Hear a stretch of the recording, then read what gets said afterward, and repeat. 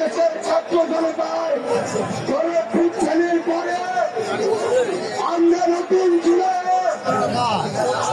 আজকে এই জুলাই পদযাত্রা নিয়ে উপস্থিত হয়েছে 24 জুলাই অভ্যুত্থানের অন্যতম সমন্বয়ক জাতীয় নাগরিক পার্টি এনসিপির সংগ্রামী আহ্বায়ক নাহিদ ইসলাম।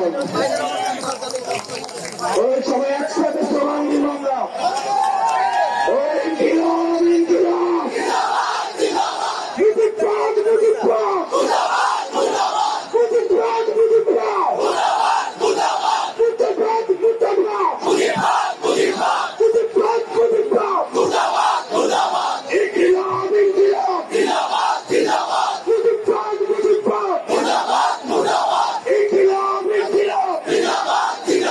কোথায় কোথায় বাংলা চাও, কোথায় কোথায় বাংলা চাও, এই দেশ আমার দেশ, এই দেশ আমার দেশ।